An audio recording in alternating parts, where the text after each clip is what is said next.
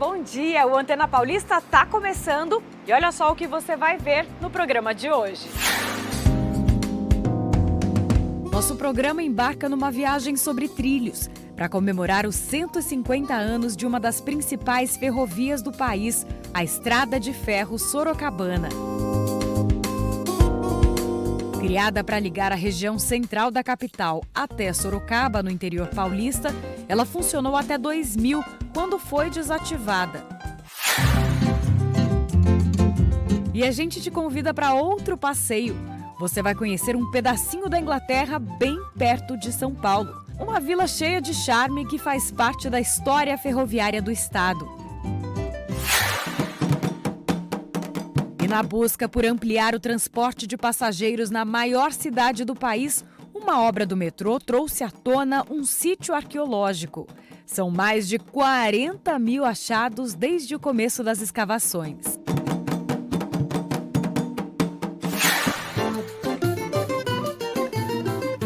A gente começa essa viagem aqui em frente à Estação Ferroviária Sorocabana. Ela foi inaugurada em 1875 e, apesar da estrutura ter sido preservada, faz 25 anos que nenhum trem parte daqui.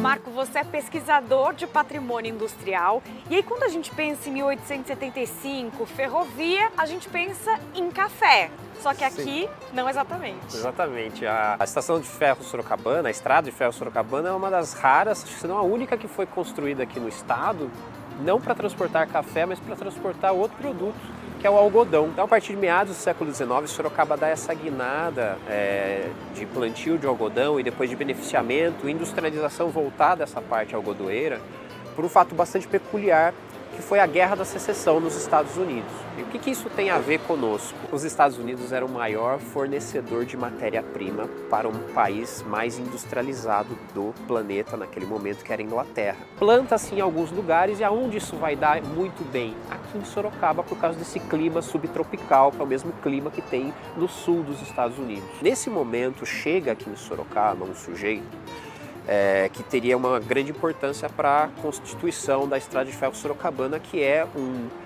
húngaro. O nome dele é Mailaski Lajos Matias, que nós traduzimos para o português para Luiz Mateus Mailaski. Tá? Adoro a tradução.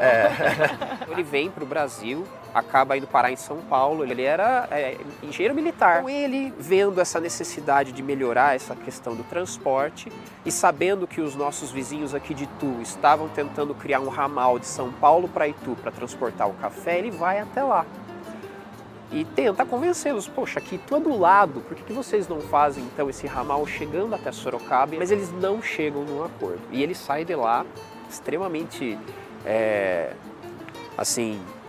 estimulado a ele conseguir sozinho, com os produtores locais, verba suficiente para montar uma estrada própria para transportar esse algodão. E ele acaba convencendo o Império, na época a gente ainda estava sob essa égide, a ter um empréstimo e consegue esse financiamento. Com essa verba dos produtores de algodão e com essa verba imperial que se constitui, então, a Estrada de Ferro Sorocabana. Primeiro ela vem só até Sorocaba e depois estica até Ipanema, onde hoje não é mais Sorocaba, hoje é Iperó. A Estrada de Ferro ela vai ter momentos muito de altos e baixos. Ela vai falir nesse primeiro momento por causa do algodão ter declínio, ela vai ser adquirida pelo governo federal em função dessas dívidas que a gente tinha com o governo federal. A República vai depois fazer uma concessão essa empresa para um rico empresário norte-americano. A gente vai ter esse vai e vem dela pública, privada, até que nos anos 70 ela vai fazer parte da chamada FEPASA, que era a empresa estadual de trens aqui no estado de São Paulo, e nos anos 90 ela vai pertencer à Rede Ferroviária Federal, e daí é quando ela é privatizada, é a situação que a gente está hoje. Uma parte dela concedida para a empresa privada, que explora a linha e alguns prédios, e o restante dos prédios hoje pertence ao patrimônio público da União, cedidos também uns para a prefeitura daqui, outros ainda em abandono sem uso específico.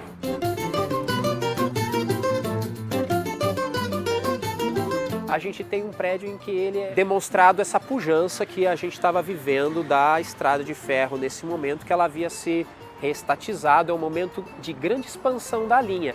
É nessa mesma época que faz a reforma aqui que constrói a Júlio Prestes em São Paulo, que hoje é a Sala São Paulo, aquele prédio suntuoso, foi construído nesse momento de pujança, de grande expansão da linha. Aí já faz com que a linha atenda não só algodão, mas café, passageiros e tudo mais. Existe alguma previsão de restauro do prédio? Infelizmente não. O município até hoje está indo atrás de conseguir verba suficiente para fazer essa intervenção. Porque o prédio até tem partes dele que corre risco de ceder e seria muito importante que isso saísse rápido. Até pouco tempo atrás, se a gente for considerar 30 anos pouco tempo, a gente podia ir para São Paulo de trem, né? Não ia tão rápido quanto hoje a gente vai de ônibus ou de carro, mas em algo em torno de 2 horas e pouquinho, você aportava lá na estação Júlio Prestes, estação Sorocabana, em São Paulo. Você podia ir desfrutando alimentação no vagão-restaurante, você ia parando em vistas muito bonitas no caminho, que é bem mais bonito do que a vista que a gente tem hoje da estrada. Marco, no melhor cenário possível, o que você acha que deveria acontecer com esse espaço? É uma pergunta interessante. No momento em que São Paulo discute ter um trem rápido entre Sorocaba e São Paulo na atualidade, talvez aqui poderia voltar a ser realmente uma estação de trem, né? Claro que com algumas adaptações, o prédio ele não é acessível, o prédio tem várias coisas que precisariam ser modernizadas, mas que facilmente poderia ser feito. Isso aqui é um grande patrimônio local, faz parte da memória e do orgulho do sorocabano de ter ajudado a construir isso. E acredito que isso poderia voltar a ter esse impacto social e essa grande função social de transportar as pessoas para todas as cidades aqui próximas. E se um dia voltar a sair trem daqui, você vai estar no primeiro vagão? Ah, com certeza. Estarei lá. E ainda revirando o passado ferroviário, quem tem vontade de conhecer a Inglaterra pode matar pelo menos um pouquinho dessa vontade aqui no estado e a bordo de um trem de passeio da década de 1960. Estação da Luz, coração de São Paulo. O destino deste trem é Paranapiacaba, distrito de Santo André, uma vila de arquitetura inglesa criada na segunda metade do século XIX, candidata a Patrimônio Mundial da Humanidade, como mostra o Marcelo Lemos. O Expresso Turístico foi criado em 2009 para incentivar o turismo cultural e histórico na região metropolitana de São Paulo. A composição é formada por 4 vagões de passageiros, como este aqui, fabricados na década de 1960 e totalmente restaurados. Os carros são tracionados por uma locomotiva de 1952. É uma nostalgia. Ao todo, são 352 assentos, além de espaço para cadeira de rodas. Mas este não é o único passeio feito pelo Expresso Turístico. O trem circula aos fins de semana e feriados e também oferece opções de viagens para as cidades de Jundiaí e Mogi das Cruzes, partindo pontualmente às 8h30 da manhã.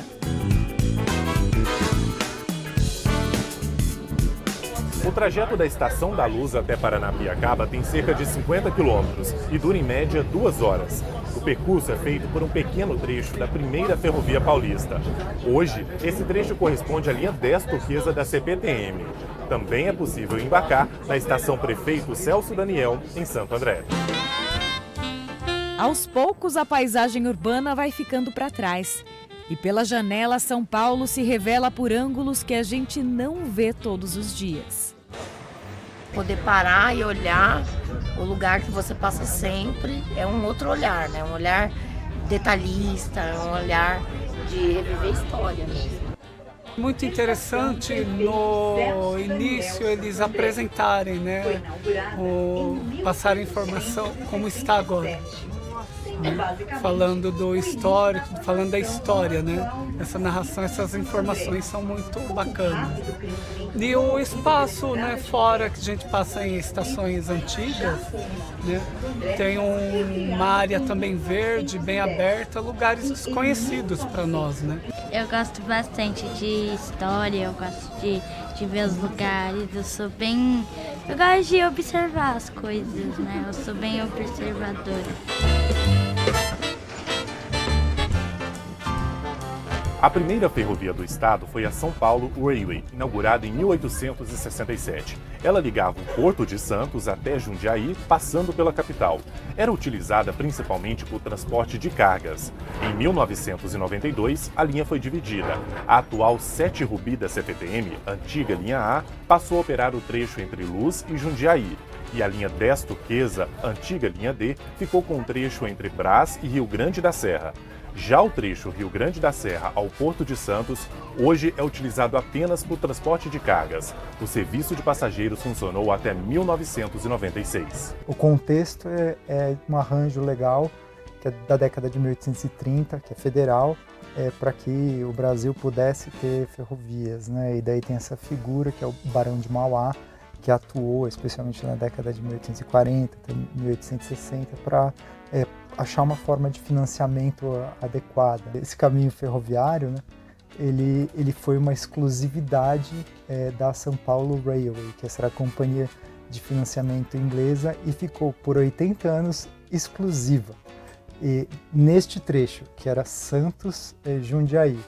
E Jundiaí era basicamente onde terminava e começavam outros caminhos para escoar o café.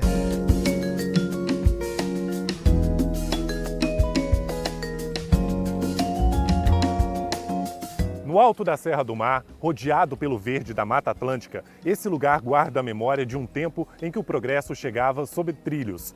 Paranapiacaba surgiu por volta de 1860 com o acampamento dos primeiros trabalhadores encarregados de vencer a serra e construir uma ferrovia no estado. Logo o acampamento cresceu e virou vila. Casas em estilo inglês foram erguidas para abrigar engenheiros e operários britânicos. Hoje, quem chega aqui encontra mais do que um destino turístico. Encontra um lugar onde a história ainda respira, nos trilhos, nos casarões de madeira e no som, que parece vir de um outro tempo.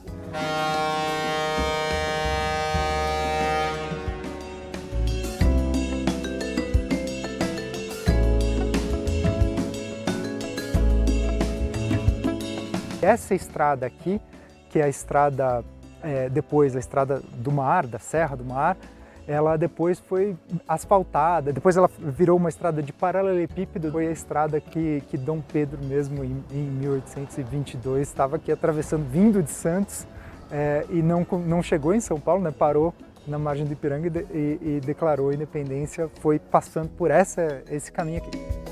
Aqui era o último ponto antes do trecho mais desafiador da linha, a subida e descida da Serra do Mar. Por isso, oficinas de manutenção e estruturas para a troca de locomotivas foram instaladas na vila. Os galpões das antigas oficinas podem ser visitados pelos turistas. Foi uma das maiores obras de engenharia do seu tempo. Quase todos os insumos e o projeto vieram da Inglaterra. E o grande desafio era porque a Serra do Mar é muito íngreme. Aqui esse ponto são 800 metros de descida e daí isso teve que ser feito nas encostas, em suspensão. Então foi um desafio da engenharia, um desafio que ficou depois como memória, porque a Imigrantes também foi construída desse jeito, uma estrada quase inteiramente suspensa, né? Na vila, um dos destaques é este relógio, uma réplica do Big Ben de Londres. A torre foi erguida em 1898 para marcar os horários dos trens e controlar a saída e entrada dos funcionários. Paranapiacaba tem cerca de 350 imóveis e 750 moradores, segundo a prefeitura. Nos fins de semana, recebe mais de 5.000 turistas. Para quem já foi ferroviário, viver aqui é motivo de orgulho. A história do Brasil, uma parte dela é Paranapiacaba, né? E eu também, eu acredito que eu faço parte dessa história pelo amor que eu tenho.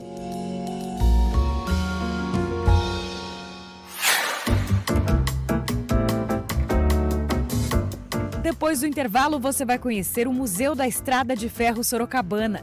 Ele guarda móveis, mini-trens e até uma bilheteria da época. E você vai ver também surpresa na obra de uma futura linha do metrô na capital. São milhares de achados arqueológicos encontrados nas escavações e que podem ter pertencido a quilombolas. É já já no Antena Paulista.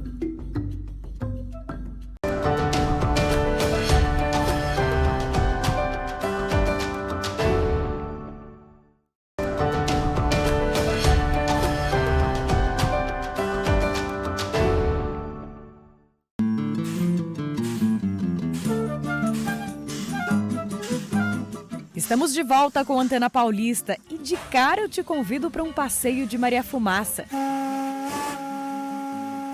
Um ajuste aqui, outro ali, são vários detalhes para que o trem possa rodar direitinho. Se você não faz a lubrificação, com o passar do tempo, o atrito entre o material desgasta, né? O equipamento para. Entre o fim dos anos 40 e o começo dos anos 50, a Sorocabana figurou como recordista nacional no transporte de cargas.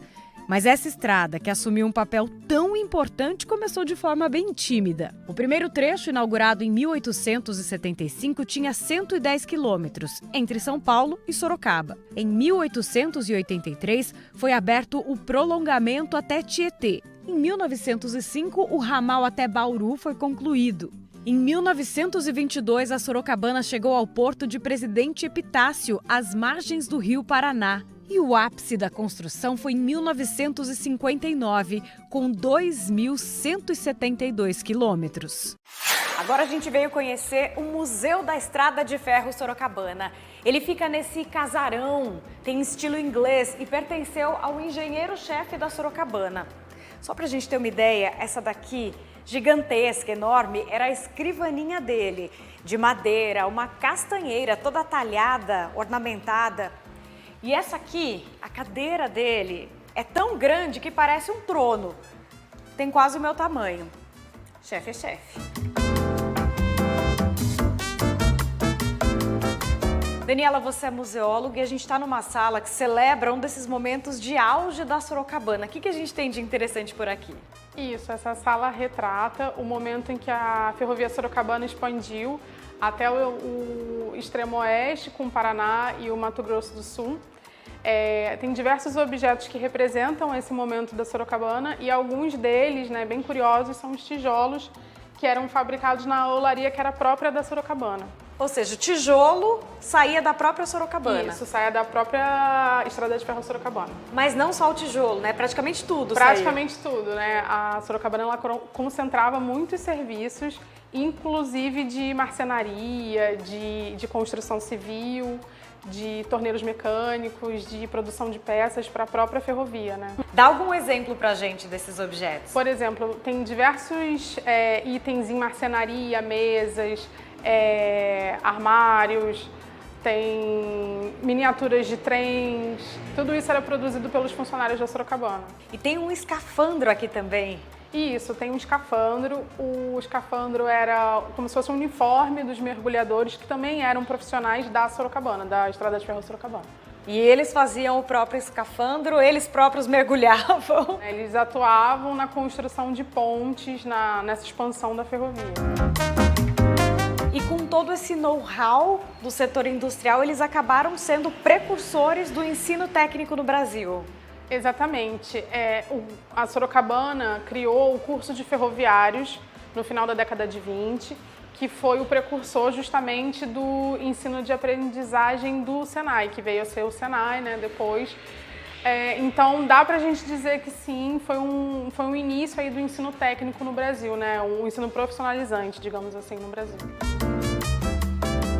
Agora eu tô curiosa para saber como é que funcionava essa bilheteria aqui no cantinho, porque não tinha ninguém ali, né? Não, então, essa bilheteria aqui, ela era utilizada na verdade, pelos acompanhantes dos passageiros. Os passageiros, quando eles iam viajar de trem, eles tinham um ticket, de embarque. E aí, se alguma pessoa, algum acompanhante, algum familiar, namorado, namorada, quisesse acompanhar, tinha que comprar esse bilhete para poder acessar a plataforma e se despedir da pessoa. Então, a pessoa inseria aqui uma moeda, na época de R$200, apertava esse botão e retirava o ticket para poder acessar a plataforma. Ou seja, um sistema automatizado ali. Um sistema automatizado, sim. Dos trens de antigamente para o metrô moderno da maior cidade do país.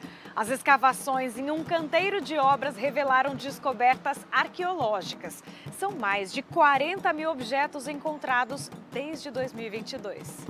Um sítio arqueológico em pleno centro de São Paulo. Foi o que revelaram as escavações para a construção da futura estação 14 bis Saracura, da linha 6 laranja do metrô, no bairro do Bexiga. No local, até 2022, funcionava a sede da escola de samba Vai Vai. Muito orgulho, a Saracura mostra pro mundo que o planeta tem cura. E já era sabido que, muitos anos atrás, a região abrigou o chamado Quilombo Saracura. Recentemente, em meio a máquinas e operários, objetos históricos vieram à tona. Eles estão sendo coletados e estudados. A população também percebeu que uma estação de metrô com um processo de musealização e a construção de um museu e de um espaço de pesquisa no território vai gerar mais empregos, né? Vai trazer para a nossa criançada uma outra referência de território. De acordo com arqueólogos que acompanham os trabalhos, os milhares de itens encontrados podem ter pertencido aos quilombolas, descendentes de povos escravizados. A Luciana criou o movimento Saracura Vai Vai para intermediar o diálogo entre os especialistas e moradores da região. É parte, né, de garantia de permanência da população negra e pobre no Bexiga, o resgate dessa história. O Bexiga já é um polo cultural, vai potencializar isso. Isso é o que tem mantido a população unida, né, e que levou a que o Estado fosse avançando, a construtora tivesse que reconhecer a necessidade de preservar esse patrimônio. Devido aos achados arqueológicos encontrados durante as escavações das obras, o trabalho está atrasado e esses itens foram enviados para um laboratório para serem feitas análises que vão ajudar a contar um pouco mais a história da Bela Vista. São xícaras, peças de cerâmica, panelas de ferro, utensílios de metal, guias, conjuntos de conchas, que somam mais de 100 mil itens. A Lúcia explica que o estudo começa antes da peça sair do solo. E todo o trabalho é orientado por normas do IPHAN, o órgão federal do patrimônio histórico. A gente faz uma escavação arqueológica orientada, né, de forma sistemática, por quadrículas, níveis, porque mais importante do que achar as peças, ou tão importante quanto achar as peças, é entender o contexto que elas ocorrem e a associação entre elas. Os pesquisadores acreditam que, especificamente no terreno das obras, existia um templo religioso. Nós temos ferramentas religiosas, nós temos concentrações de materiais que nos mostram que são assentamentos, né, coisas depositadas intencionalmente para práticas religiosas. E a pergunta que não quer calar é: para onde vão essas peças depois da pesquisa? A gente tem todo um regramento legal que diz que material arqueológico, acervo arqueológico é bem da União, não pode ser descartado, não pode ficar em mão de particulares.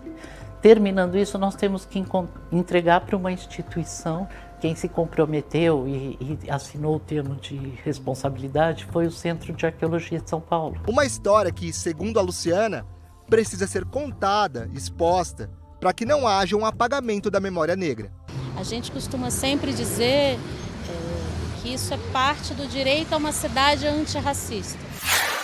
Chegou a hora de você contar pra gente o que tá achando dessa edição do nosso programa. É só apontar a câmera do seu celular pro QR Code que tá aparecendo agora na tela e escrever pro WhatsApp do Antena Paulista. Ou, se preferir, anota aí o número. É 11 98950 6789. Aí agora o Antena Paulista está nas redes sociais também. Segue lá a gente para saber mais sobre as reportagens e os bastidores. Anota aí, @antenapaulista.globo.